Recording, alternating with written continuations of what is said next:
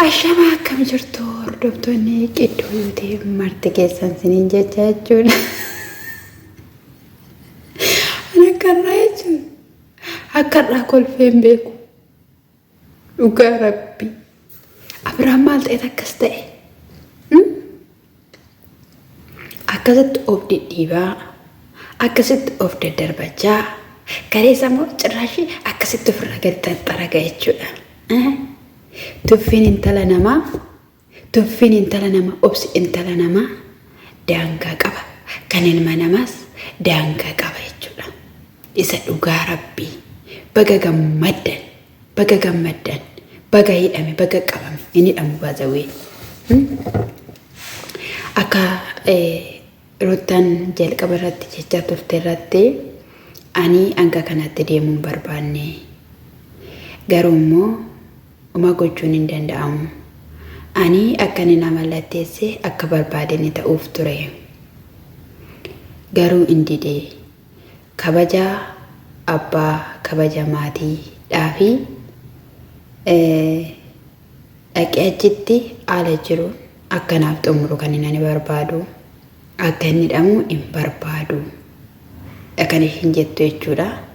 Dhugaadha jechuun yuunivarsiiteetti Ruutaanii kadhaan kun hundumtuu isgoon kun hundumtuu maali jedhamee ture jechuudha. Ishiinis immoo kabaja maatiidhaa fi qabdu akka ta'e Roobaanis immoo nuti humnaan fayyadamuu dadhabneetoo miti. Garuu immoo isaanirras waan biraa buusee ofii kootiifis rakkoo keessa bu'aa. Abeel fa'ii buraa fa'ii faanaa wanta ta'e argitaniitoo jirtu. Maatii faanas walitti bu'uu ta'a. Isa kanaafiyyuu seeraan dideera waan ta'eefi amma immoo bahiggi jedhanii achi booddee jechuudha. Egaa poolisii lama qabattee dhatte omaan gootuu omaan fidduun har'aa Abiraamin tan barchiise isa dhugaan siniin jedhe isa dhugaa maal akka inni ta'e beektu garuu ajajamuu dide poolisootaadhaaf. Akkamittiidhaan jedhanii isaanis baqa dura nagaa gaafatanii gaafa sinii atoo Abiraam miti jedhaniini eeyyuu jedhanii maalidha jedhee ajjiruuttaa ilaalee yeroo kanatti kottaa seenaa jedheen nooraa jedheen ol seenaa jedheen achi booddee ol seenanii gaafa jedhanii hin deemne jedhaniin isaan. Indeemna gaafa jedhanii lakkeedhe qo'e maalidha jennaanii akkan hin farramneef kan na godhe ishiidha jedhe. Xiiqii kan na qabachiise ishiidha. Ijoollee kana fiddeetoo kinwaala kanadhaanii kaleessaaf dheengaddaa na tumsisaa turte jennaanii poolisiin maal akka inni jedhe beektu nuti waxxaatota yookiin immoo dargaggootadha miidiyaa keessan hin hordofnaa. Amma ishiini mucaa godhattee deessee kaatutti hin sirreessita jennee ilaalaa turre. Garuu maatii nama sana miti. Isa kanaafiyyuu wanta ta'aa ture hunda isaayyuu nuti hin beekne jechuudha. Inni gaafa inni bilbila fuudhee agarsiisuudhaaf jedhu Abiraam noormaalii dhuma isaaf jechuudha. Dhumaatti hin fakkaatu jechuudha. Amma yeroo inni qaxxaamu amma bakka gargar bahuu isaaniitti isa dhugaan siniin jedhu dhumateera dubbiin. Dhumatti dubbiin jechuudha. Fidii sifan farramaa kenni waraqata jedheen jechuudha. Jalqaba irratti poolisiin iyyuu jedheera. Osoo ishiin asitti waraqata kana sitti kennitee asitti farramtee ta'eera ta'e achumatti itti gaafatamnaa maal gootan nuun jedhu waan ta'eef achitti jedheen lakkin deemu. Anii fi ishiin walii galaa hin xumurraa jennaan maal xumurtuu eessa turtee? Maal hojjechaa turte? Maal kaffaraa aramaa turte?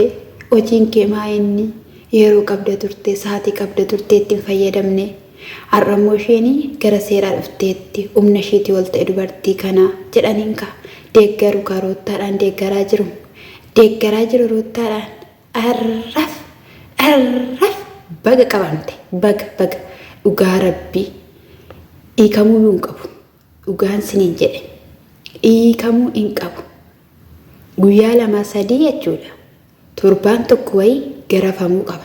Daalachaa'uu qaba. Inculu kemiti, inku femiti, meso man santimit ada manades, arasi, kabajuri demiti. Bagala, baga mataan keessan dhadhaa dibatee hordoftoota. Uffee abeeli isaadha xafaxafameera baga xafaxafan. Dubartiin tokko tumsiste abeeliidhaan dhiiga irra dhangalaastee jechuudha. Ganaa isa kanaaf deemtu sin warri nama boochisan keessatti warri gaa'ela gidduu galanii dhalaa fi abbaaf ilmoo haadhaaf ilmoo gargar baasan dhugaadha ganaa jechuudha. Ganaa ijji isaanii jaama yoom gaheetti. Ganaa ijji keessan jaama warri gaa'ela nama gidduu galtanii jireenya nama dhoowwitan. Ofiinuu jireenyi ulfaateera sarratti yommuu sini ganaa mana namaa qosoqqostanii warri nama boochiftan. Abadan siniif hinaaf isa dhugaan siniin jedhe. Warri immoo waa'ee kee odeessi viidiyoo namaan hojjete maal isheen ta'een sin jettu maal si galche? Maal si galche? Sin galchu jechuudha. Dhaqii yoo barbaadde jechuudha isheen akkas oduu kee odeessitu dhaqiitii paantii Hermeellaa dhiqeef miicciif dhaqiitii. Isa dhugaan sin jedhe. Warra hejjitudha kun warra sagaagaltu warra caatii nyaattu jechuudha ishee waan argite sirraa dubbattu jechuudha. Gaa'elli qulqulluudha. Gaa'elli kabajamaadha. Ishi gaa'elli akkamitti nan sitti hima? Bakka kabajamaadha gaa'elli ulfina qabeessadha. Biyya lafaa kanarratti gaa'elli eebbifameetu irratti kadhatameetu waaqa biraa kan nuuf kenname. Kennaan keenya inni dhugaan Waaqayyo lafa kanarratti nuuf kenne hunduma caalaa gaa'eladha. Isa dhugaan siin jedhe. Macaafa keessatti dubbifachuu dandeessa. Qorontos 7 fakkaata eeyyee. Kanaaf iyyuu dhugaadha baay'ee dandeesse. Kan hundumaa immoo kan dandeesse sababa maatii isaatiin malee hojii Abrahaamtu gaarii miti. As bahee jechuudha noormaaliidha. Kan inni jedhe noormaaliidha. Maalidhaan jechuudha isaan iyyuu baay'ee haraan. Kan quufni isaa akkanadhaan jechuudha Roobeel hin quufee. Kan akkasidhaan ati hin dubbatini. Jechaanii turanii nuti iyyuu dhugaa ni baana. Deemuu diduu isaatiif seeraaf ajajamuu diduu isaatiidhaaf. Kun iyyuu rakkoo biraa sitti fidaa. Kun iyyuu dhiphina biraa sitti fidaa. Inni ajajamtamuu ajajamtu jechaanii turan jechuudha. Isa iyyuu immoo bilbila gadi fudhata jechuudha. Bilbila hin bilbilata. Buchulloota isaa saroota isaatti bilbilata jechuudha. Qaqqaba jechuunidha. Baasawee Hermeellaanis ukkamamteettidhaan baga gammaddaan qabamtee Hermeellaanis ukkamamteettidhaan. Eenyunni intal mashiidhuma abeel tumsisetu ishis dhossee jiradhaan. Akkasidha. Akkas isa dhugaan siniin jedhe jechuudha. Itoophiyaa keessatti wanti ta'amuu qabu maal akka ta'e beektu gaa'elli dirqamsiifamuu qaba. Abaddan dirqamsiifamuu namni tokko gaa'elatti gaafa galee gaa'ela isaa dirqamaan keessa jiraachuu jalqaba irratti ilaallatee to'atee itti galuu qaba. Ilmi dhiiraa tokkos ta'e intallis ta'e jechuudha. Kun ta'uu baannaan abadan dhugaan siniin jedhe ulfaataadha. Guyyaa tokko keessatti mee magaalaa Finfinnee keessatti nama 800 oltu walii kaa'uudhaan dubbatameera. Dhageessanii to'ate seenaa irratti jechuudha. Kun immoo abaarsa jechuudha. Innaa bichaa jechuudha. Maalis haa ta'u maali? Dabarsamee poolisatti kennamee jira jechuudha. Guyyaa maal jechaanii ture obboleessa isaatiin faataa'ee indeeminii ture jechaanii ture. Amma immoo galgala kanaa beenutii iddoo gaarii lafa gaarii rafiitii bulii jettee roottaan jechuudha. Dhaadachaa turte. Lakkii waan baay'ee jette. Ani abbaa mucaa keetii abbummaan har'aa kaleessa isa turte. Ani abbaa mucaa keetii na eessistaa. Ani ifatti hin feenu. Isa biraan iyyuu immoo nama maa gidduu keenya galchitaa. Nama maa gidduu keenya galchitaa. Namni maaliif gidduu keenya galeedha.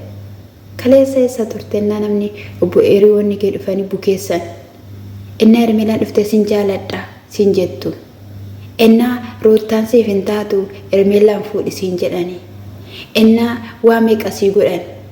እና jechuudha qullaa shibaatti Abiraam innani olla gamayyoon innani ergi viidiyoo batalaa isin kuroftu keessatti hojjetan sana jechuudha gizee lama sagaafa bishaan daatanii fi sagaafa irbaata deebisan sigale